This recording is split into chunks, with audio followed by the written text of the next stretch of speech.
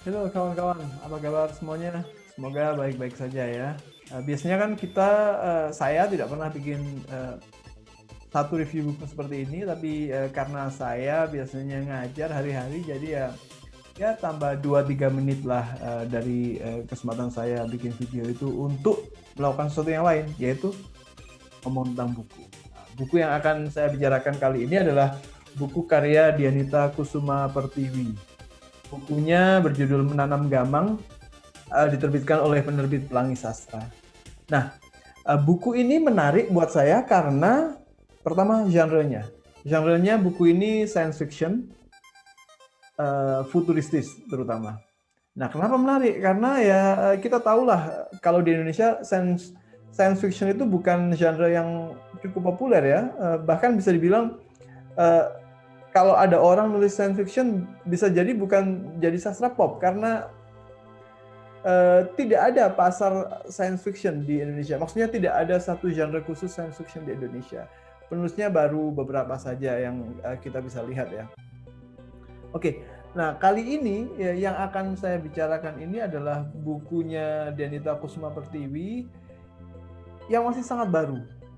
Dan selain baru, topiknya juga sangat hari ini, yaitu topik pandemi.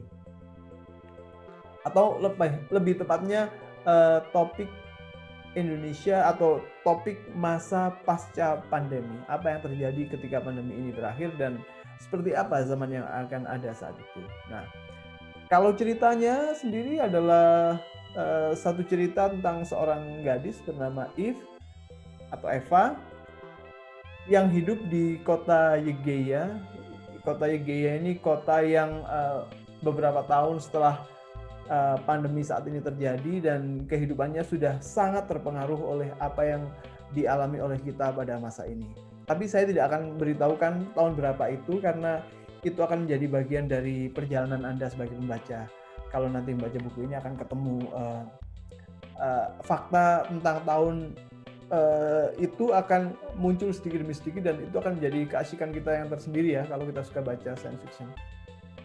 Itu bagian dari perjalanan kita menemukan mengalami estrangement, mengalami satu perasaan yang aneh dan mencoba memahami dunianya itu. Atau kalau diistilahkan kan di Darko Zubin itu mengatakan salah satu cirinya science fiction itu adalah cognitive estrangement.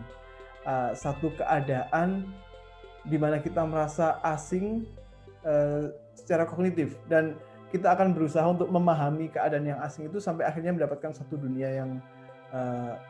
yang berbeda dari dunia kita saat ini. Nah, tadi saya ceritakan tentang seorang gadis bernama Eva yang tinggal di kota Yegeya, sebuah kota yang sangat terpengaruh kehidupannya oleh pandemi pada masa sekarang ini. Nah, si Eva ini adalah seorang gadis yang bekerja sebagai cam girl, gadis yang tampil di depan kamera untuk dilihat orang dan kemudian mendapat penghasilan dari sana karena orang yang nonton itu akan nyawer. Dan dia sangat terobsesi untuk naik peringkat karena keunggulan seorang cam girl di sini adalah karena peringkatnya dan dia ingin terus-menerus berusaha agar meningkatkan peringkatnya itu dan dia cukup terobsesi dengan itu. Tapi ya, masalahnya adalah dia ini hidup dengan artificial intelligence buatan bapaknya yang begitu mengatur hidupnya, menganjurkan melakukan ini, melakukan itu, melarang melakukan ini, melakukan itu, tapi bukan model artificial intelligence seperti yang di film, misalnya di film Odyssey 2001 itu ya, Space Odyssey 2001, HAL, yang begitu mengontrol sampai berbahaya begitu. Enggak, ini bukan model artificial intelligence yang seperti itu, tapi si artificial intelligence ini bisa menyarankan Eva untuk melakukan hal tertentu. Nah, keadaannya seperti itu. Dia ingin menaikkan peringkat, tapi ada banyak hal yang menghalanginya. Saya tidak akan melanjutkan sisanya. Bagaimana dia mengatasi itu dan apa yang akan dia dapatkan tidak akan saya lanjutkan. saya persilakan kawan-kawan untuk membacanya sendiri dan merasakan ya naik turunnya plot di buku ini. Terus apa signifikansi dari buku yang bercerita tentang Indonesia di masa, bukan Indonesia, kota di masa pasca pandemi seperti itu? Kalau menurut saya, buku ini menjadi satu cara kita membayangkan akan seperti apa kehidupan kita setelah pandemi ini berakhir. Apakah kehidupan kita akan normal seperti dulu lagi, ataukah kehidupan kita ini akan begitu terhantui oleh kemungkinan terjadinya wabah. Dan di novel ini, dunia yang kedua itulah yang dibayangkan oleh penulisnya. Dan dampaknya cukup masif sampai ke kehidupan sosialnya begitu dipengaruhi oleh pertimbangan kesehatan. Teknologinya juga begitu dekat dengan pertimbangan kesehatan dan lain sebagainya. Jadi dia bisa membantu kita membayangkan masa seperti itu. Dan kedua adalah buku ini mengajak kita membayangkan juga ya kehidupan kita saat ini kan sudah sangat cam-based ya. Kita begitu dekat dengan kamera, kita banyak mengerjakan hidup kita itu dengan screen, dengan kamera, dengan layar. Dan di novel ini hal itu lebih diintensifkan lagi. Memang sih kalau kita ngomong soal hidupnya si Eva ini kan sangat mirip dengan misalnya artis Bigo saat ini ya, Bigo Live yang tampil di depan kamera dan kemudian mendapatkan saweran gitu. Tapi di sini kita akan melihat itu lebih intensif lagi dan bagaimana akhirnya kehidupan sosial itu terasa dingin sekali mirip dengan novel We Zamyatin atau 1984 itu yang kehidupannya begitu individual dan tanpa bertemu pun orang tidak akan ada apa-apa.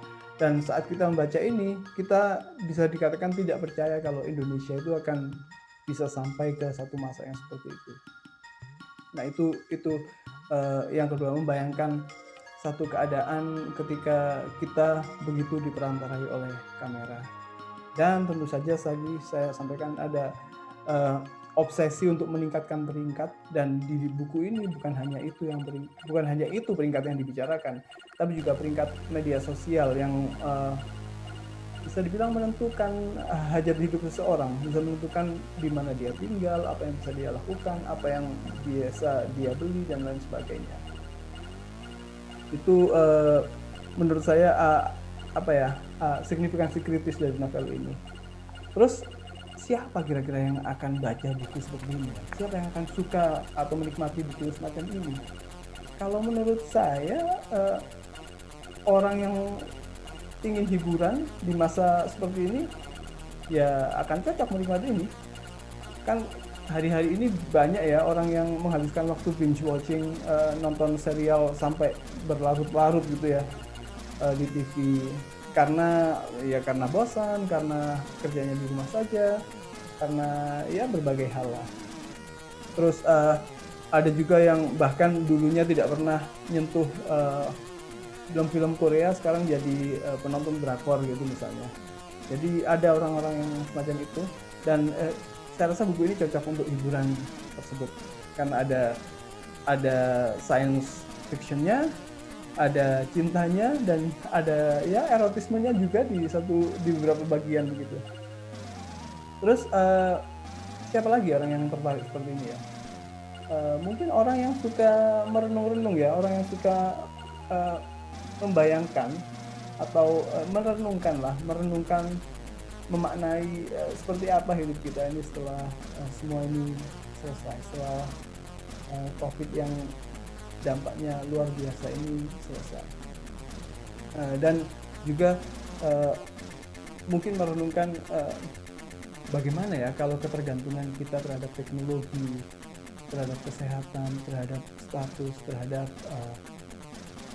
peringkat sosial media, terhadap likes, terhadap komen itu akhirnya bisa mempengaruhi kita. Nah, itu yang mungkin orang-orang yang suka membayangkan seperti itu suka berfilosofi dengan kehidupan akan sangat menikmati buku ini juga. Dan tentu saja orang-orang yang memang pada dasarnya suka sci-fi seperti saya ini, saya suka nonton film sci-fi, baca buku sci-fi yang kebanyakan dari luar negeri ya.